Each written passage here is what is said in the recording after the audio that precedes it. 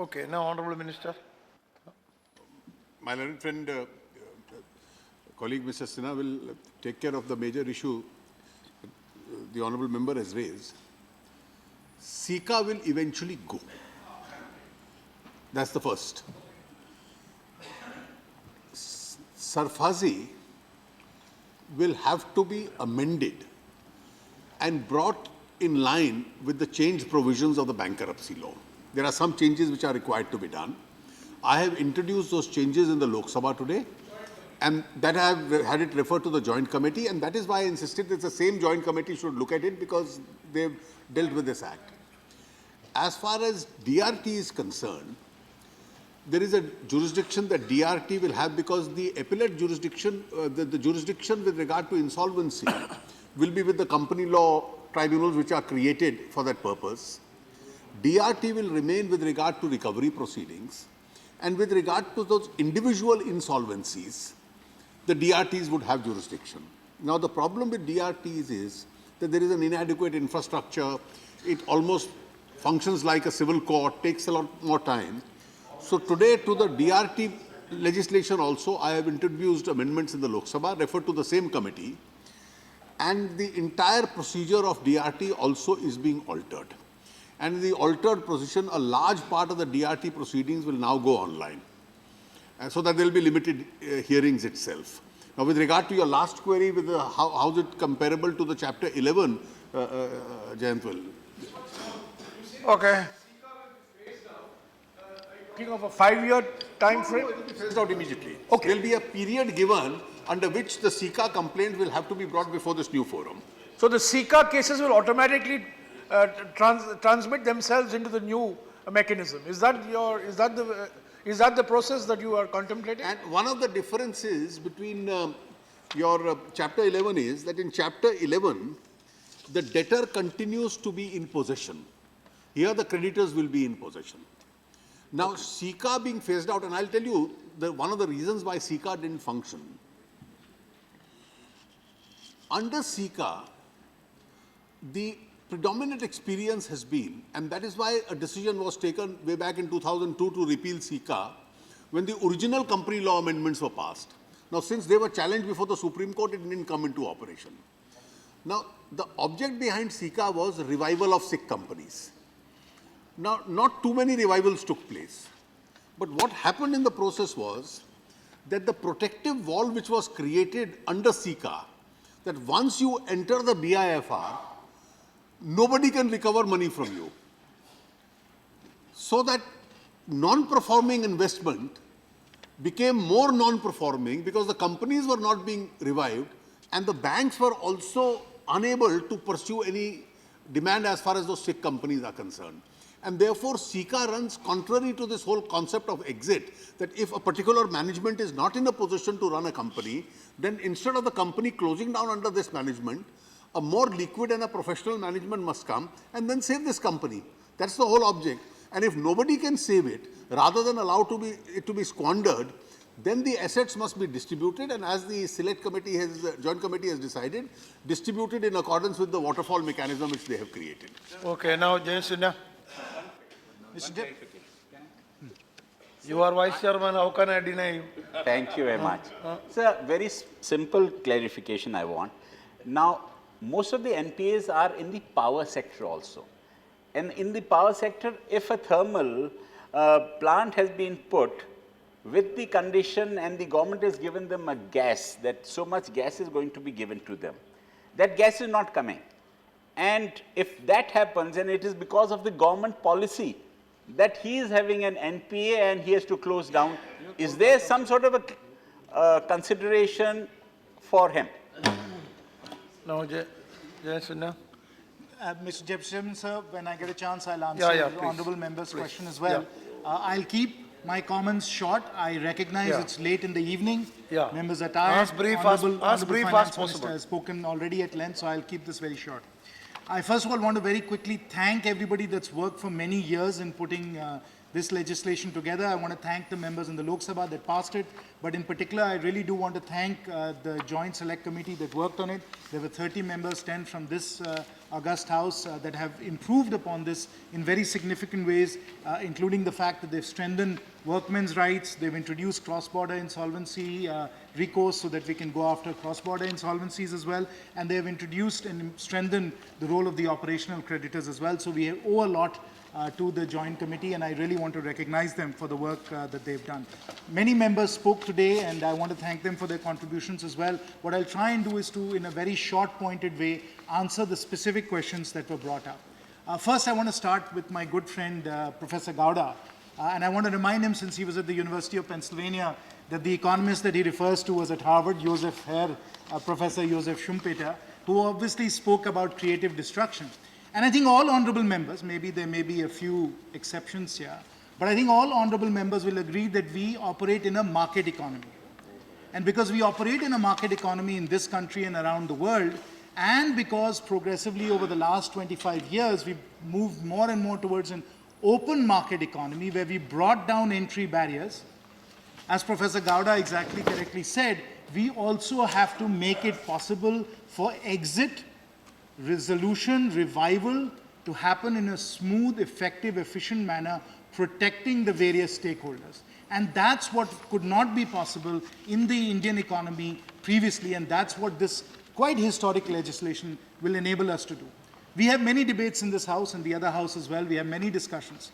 But I just want to pause for a second to remind us that this is historic legislation. We are changing the Indian economy because we are enabling it, in fact, to be able to let the processes of creative destruction that Professor Gowda was speaking about operate much more efficiently. And we will do that while protecting the people who matter. And the people who matter most, as Tapanda correctly said, is obviously the workmen. And we have to make sure that those stakeholders, because they are the most vulnerable, are protected first. And he brought up several instances where people have not got their dues paid. In some cases, it was 43 months and so on. And the way, Tapanda, this law is set up precisely avoids those problems because it enables workmen to initiate the insolvency process. So, for example, if it's been 3 months or 6 months that you've not been paid, you can initiate the insolvency process and you will be first in line for up to 24 months. So the cases that you're worried about, those are precisely the kinds of cases that we will avoid through this legislation in the way that it's written. And so your fears, I think, will be set at rest when you understand exactly how this law will work.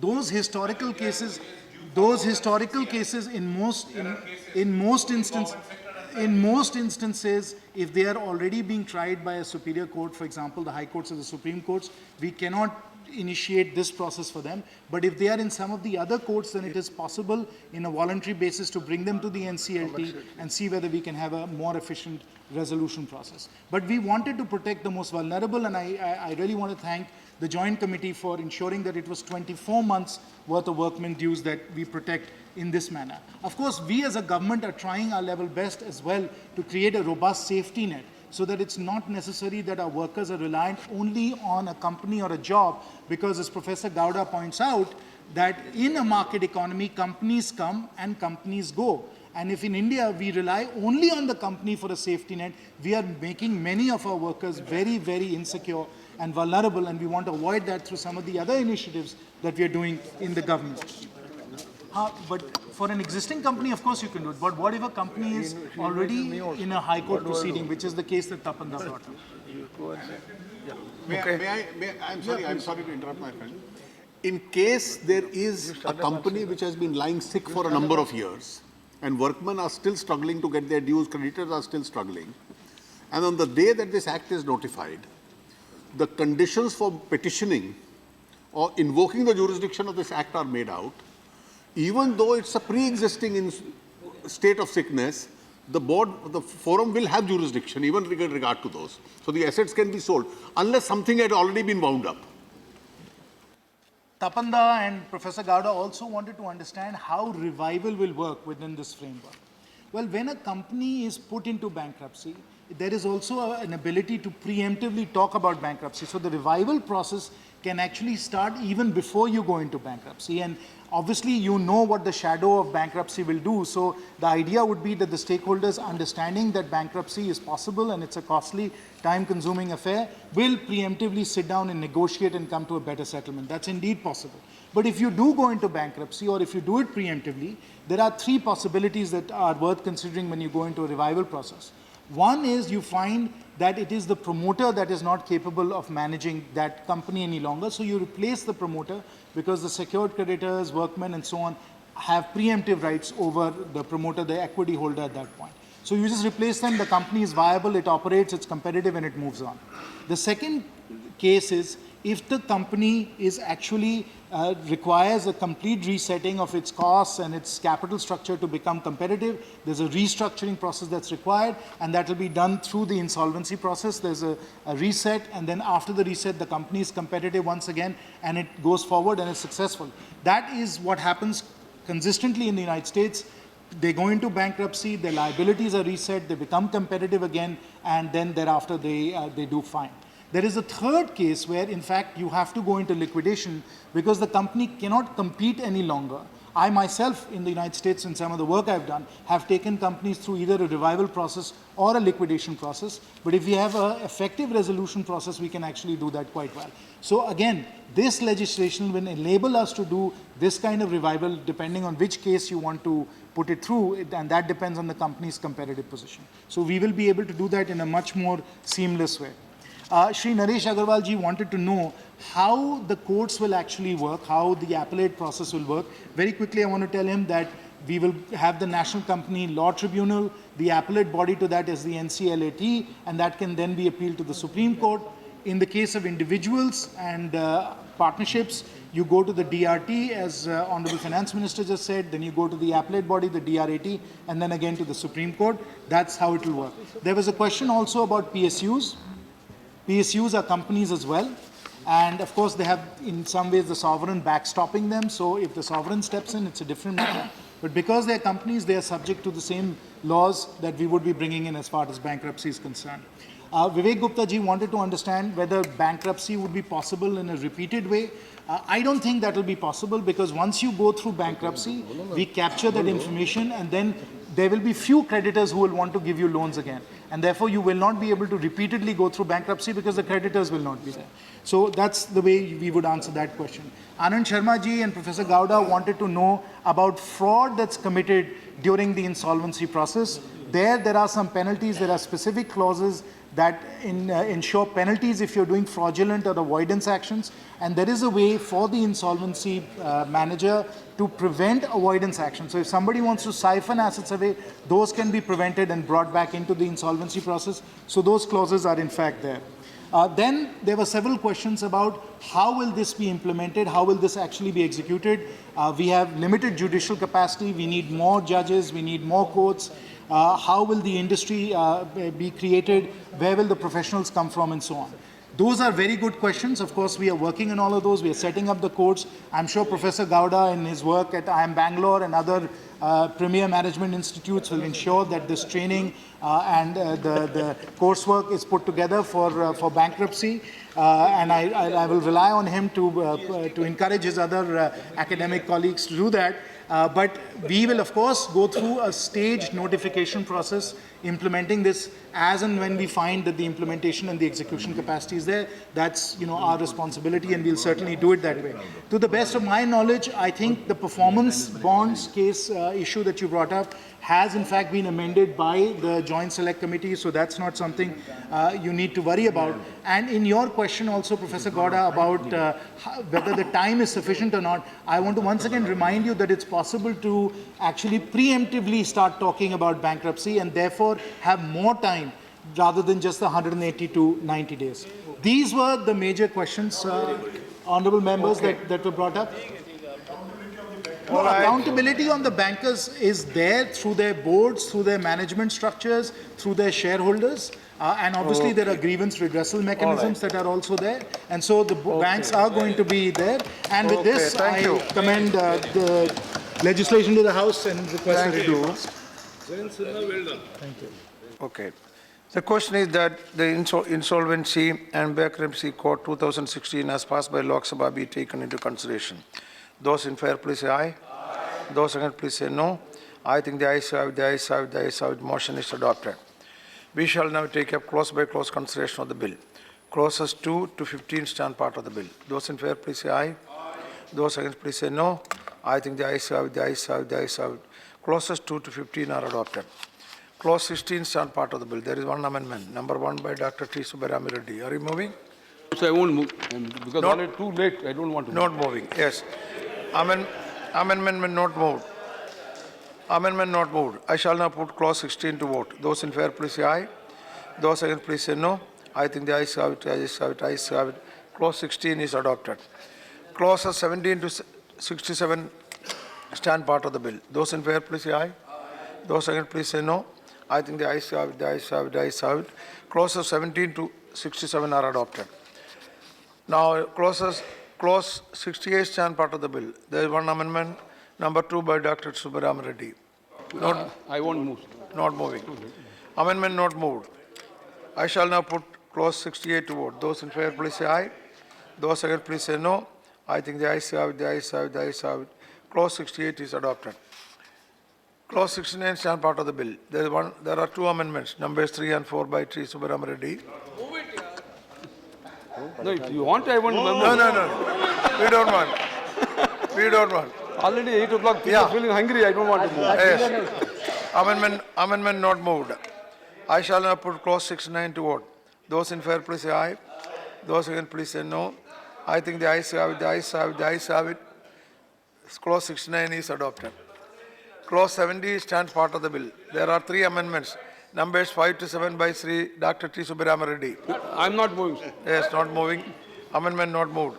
I shall now put clause 70 to vote. Those in favor, please say aye. Those against, please say no. I think the ayes have it, the ayes have it, the ayes have it. Clause 70 is adopted. Clause 77 stands part of the bill. There are 2 amendments, numbers 8 and 9 by T. Subbarama Reddy. I'm not moving, sir. You are not sleeping here, then reading all this. No, not moved, eh? Yes, I shall now put clause 71 to vote. Those in favor, please say aye. Those against, please say no. I think the ayes have it, the ayes have it, the ayes have it. Clause 71 is adopted. Clause 72 stand part of the bill. There are 2 amendments, numbers 10 and 11 by Dr. T. Subbarama Reddy. Yes? Not moving. Amendment not moved. I shall now put clause 72 to vote. Those in favor, please say aye. Those against, please say no. I think the ayes have it, the ayes have it, the ayes have it. Clause 72 is adopted. Clause 73 stand part of the bill. Those in favor, please say aye. Those against, please say no. I think the ayes have it, the ayes have it, the ayes have it. Clause 73 is adopted. Clause 74 stands part of the bill. There are 2 amendments, number 12 and 13 by Dr. T. Subbarama Reddy. I'm not moving. Yes, amendment not moved. I shall now put clause 74 to vote. Those in favor, please say aye. Those against, please say no. I think the ayes have it, the ayes have it, the ayes have it. Clause 74 is adopted.